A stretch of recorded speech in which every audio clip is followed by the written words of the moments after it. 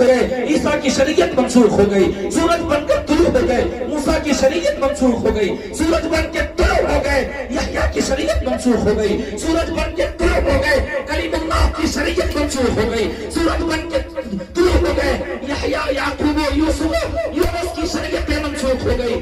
جب تک طلوع نہ تھا وہ چمکتے رہے، اب طلوع ہو گئے، اب کسی کو چمکنے کی ضرورت نہیں۔ جب وہ چمکا تو بریلی کے قلندر نے اشارہ کیا، چمک تجھ سے پڑھتے ہیں سب پانے والے، میرا دل بھی چمکا دے چمکانے والے۔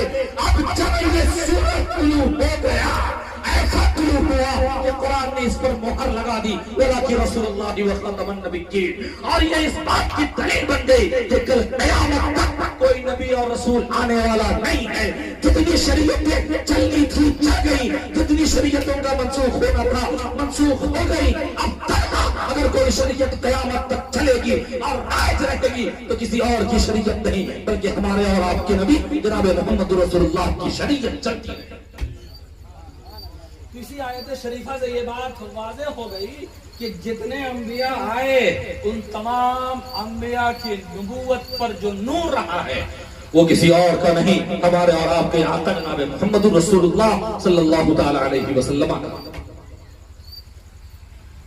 ٹھیک ہے، اب ایک بات میں یہاں پر پھر میں کہتا ہوں، میں اس سے آگے بڑھوں گا نہیں انشاءاللہ، کوشش کروں گا کہ اسی پر رہوں۔